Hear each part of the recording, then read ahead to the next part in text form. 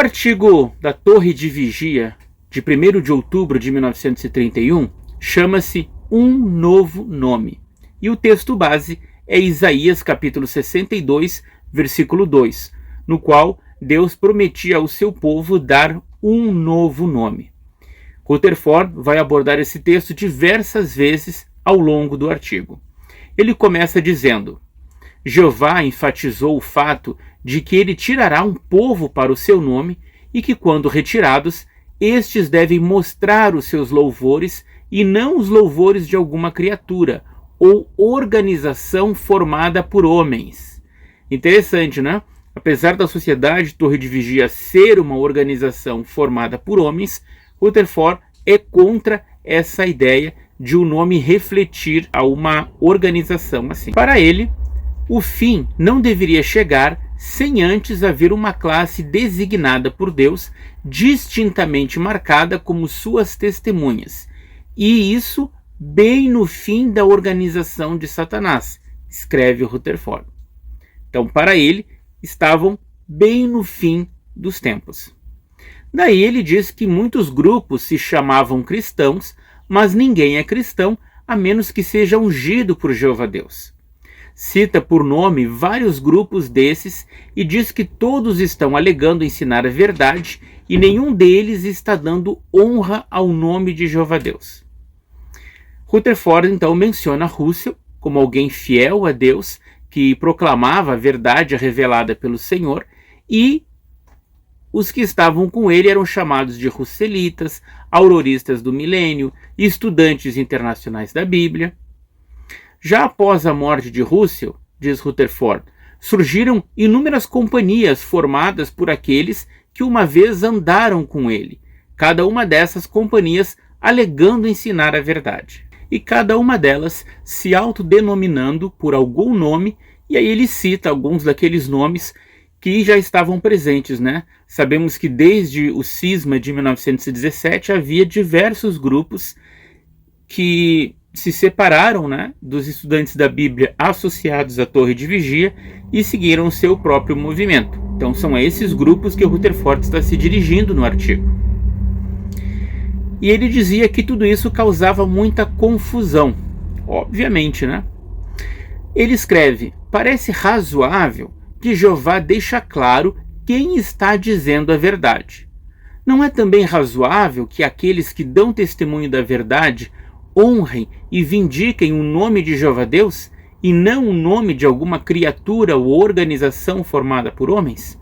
Novamente, Rutherford afirma que, primeiro, Jeová deixaria claro qual daqueles grupos estaria correto, além de mencionar que o nome não deveria se referir a homens nem a uma organização humana. Rutherford então critica o chamado cristianismo organizado por ser hipócrita, como se o movimento que ele liderasse também não fosse cristão e organizado. Daí passa a explicar que várias outras organizações com nomes semelhantes, a Russelitas, a Associação Internacional dos Estudantes da Bíblia, Pessoas da Torre de Vigia, todos esses nomes se opunham abertamente à obra de testemunho contra a organização de Satanás para a vindicação do nome de Jeová.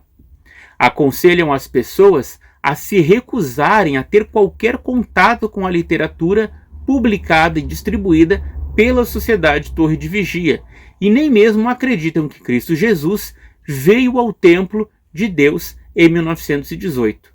Eles não têm uma compreensão da verdade presente. Se esses opositores estão certos, então estamos errados. E se estamos certos, então eles estão errados. Jeová deixaria claro quem eram suas testemunhas. Percebam que o artigo ele não está voltado para uma pesquisa sobre o nome Jeová e a quem era atribuído ser testemunha de Jeová. Aqui o Rutherford se concentra em diferenciar os leais à Torre de Vigia e os seus opositores que saíram do meio dela. Rutherford deixa claro que não acreditar que a pregação feita pela Sociedade Torre de Vigia é aprovada por Deus e não acreditar que Jesus veio ao seu templo em 1918 eram características desses opositores. Além disso, Rutherford fala na famosa expressão verdade presente, porque a verdade era naquele momento. Passariam alguns anos e aquela verdade se tornaria uma mentira. Por isso ele usa tanto o termo verdade presente.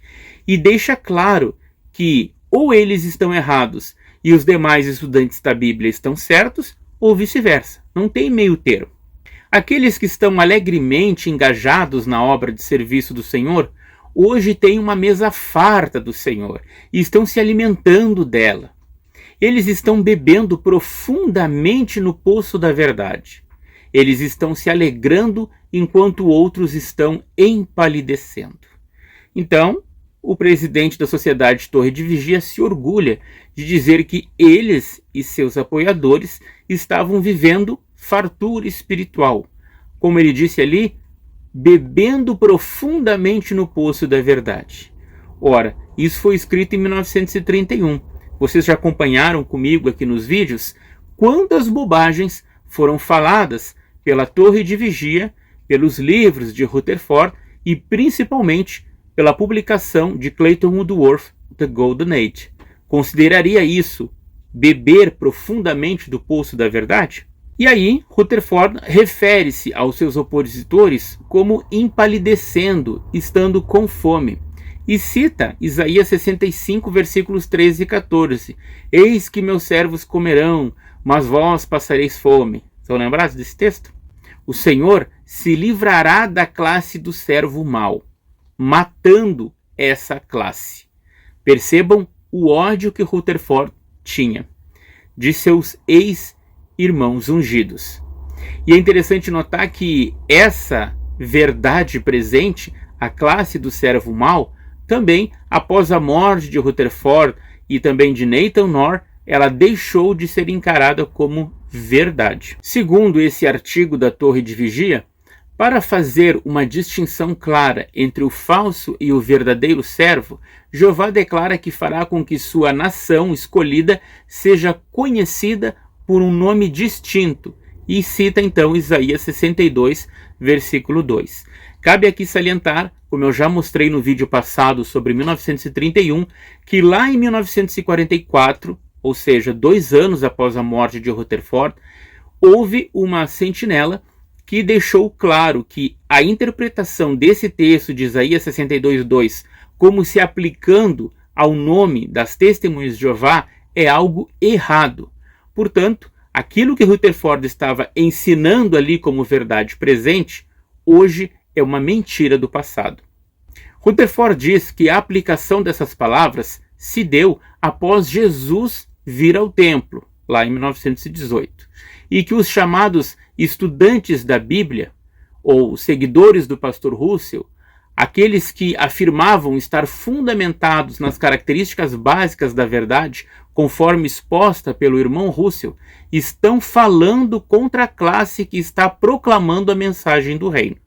Então, novamente, ele coloca a pilha entre esses grupos separatistas e o grupo de Rutherford. Tais opositores, diz Rutherford, denunciavam a Sociedade Torre de Vigia de Bíblias e Tratados e sua organização como um esquema de venda de livros e que está fazendo uma grande obra falsamente em nome do Senhor. E aí, diz Rutherford que esses inimigos citavam Mateus 7:22, que nem todo aquele que me disser Senhor, Senhor entrará no reino dos céus. E Rutherford rebatiu o argumento deles com Mateus 24:14, que era imprescindível pregar as boas novas do reino. Então vocês conseguem entender essa briga que estava ocorrendo em 1931, que hoje a Sociedade Torre de Vigia nem menciona? Vejam, as pessoas criticavam Rutherford dizendo que o que ele fez ali após a morte de Russell era um grande esquema para a venda de livros. Afinal, todo ano saía pelo menos um livro de Rutherford e mais 2 ou 3 livretos. E Rutherford os acusava de não pregar as boas novas. Também, Rutherford relaciona Mordecai e Esther, identificando eles como judeus, e assim também seriam as testemunhas de Jeová. Agora, diz ele, parece que chegou o tempo em que a classe do servo fiel deve ser definitivamente identificada como judeus, ou o povo que honra e louva a Jeová Deus, e que é fiel e leal a ele e ao seu serviço. Então, sabemos que desde 1917, em especial com Paul Samuel Johnson e os 4 diretores da Sociedade Torre de Vigia que foram demitidos após o lançamento do Mistério Consumado, foi aumentando cada vez mais o número de pessoas que saíam da Torre de Vigia. Primeiro, naqueles anos de 17 e 18, depois, após o fracasso da profecia de 1925, novamente em 1928 e, por último, entre 1931 e 1932, quando Rutherford mudou o nome do movimento e demitiu todos os anciãos eleitos. No final dos anos 30, essas questões seriam levantadas e debatidas novamente, só que agora com o apoio de 2 pessoas que eram da liderança da Torre de Vigia. Em 1937, Walter Salter, e em 1939, Olan Moyle. Na página 294, Rutherford aplica aos estudantes da Bíblia leais a Russell o texto de Apocalipse 3:9, que diz: Veja o que farei com aqueles que são sinagoga de Satanás e que se dizem judeus e não são, mas são mentirosos. Farei que se prostrem aos seus pés e reconheçam que eu o amei, tirando o texto do contexto, porque ali se falava sobre os cristãos da congregação da Filadélfia no 1º século.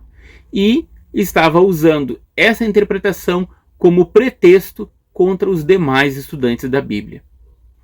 Também ele faz isso em Apocalipse 2:17, onde Jesus se refere à congregação de Pérgamo e lhes promete um seixo branco, uma pedra branca, um novo nome escrito nessa pedra, o qual ninguém conhecia, exceto aquele que recebesse esse nome.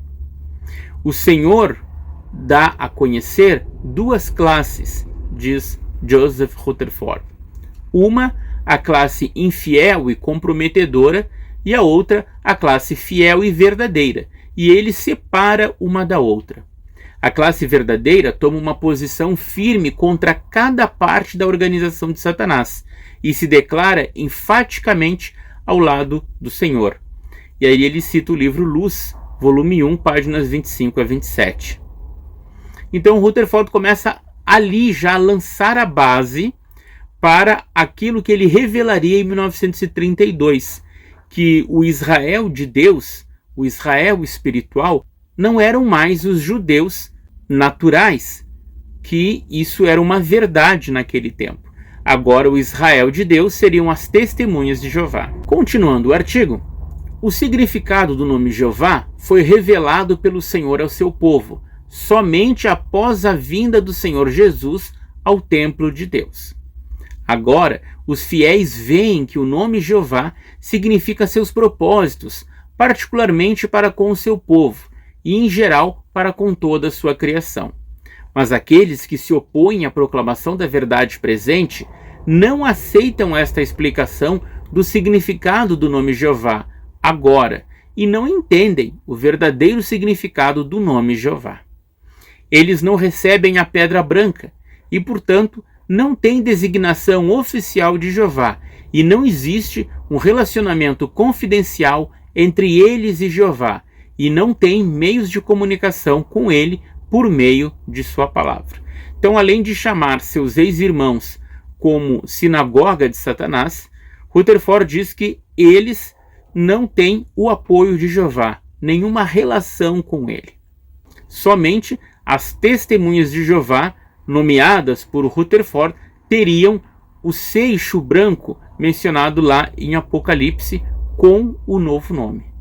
Ao chegarmos próximos da conclusão do artigo, Rutherford cita os textos de João 18:37, onde Jesus disse que veio ao mundo para dar testemunho da verdade, Apocalipse 3:14, que cita Jesus como sendo a testemunha fiel e verdadeira, Atos 15:14, onde Pedro relata como Deus, dentre os gentios, separou um povo para si mesmo, e de novo ele menciona Isaías 62, versículo 2, que diz: serás chamado por um novo nome que a boca do Senhor nomeará. Esses textos provam que quando Cristo Jesus aparece no templo de Jeová e encontra tais fiéis, ele os torna parte de sua organização e os convida a entrar na alegria do Senhor e a participar da vindicação do nome de Jeová, e que tais são os únicos comissionados para representar a Jeová e transmitir sua mensagem, e que estes são testemunhas de Jeová e Jeová assim os nomeia. Então, é nesse ponto que Rutherford aplica, agora sim, as palavras de Isaías 43, versículos 8 a 12.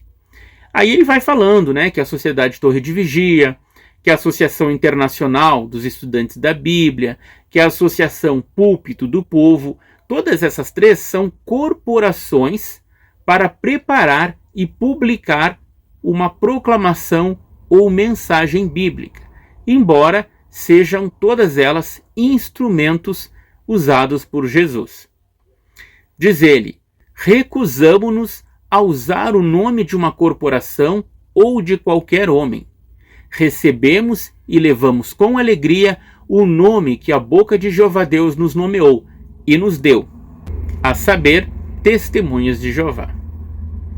Com certeza deve ter sido emocionante e muito impactante para aqueles estudantes da Bíblia que estavam assistindo ao congresso lá em Ohio receber essa nomeação.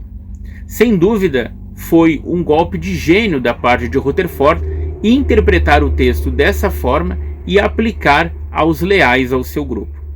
Então, gente, quando paramos para pensar, quando a Torre de Vigia relembra os eventos ocorridos em 1931, em receber o nome Testemunhas de Jeová, tudo tem uma aura de espiritualidade, de Jeová providenciando que aquilo ali ocorresse, e ela não revela os detalhes históricos, as brigas que ocorriam entre os estudantes da Bíblia, e como Rutherford escolher este nome foi fundamental para separar quem apoiava ele e quem não apoiava.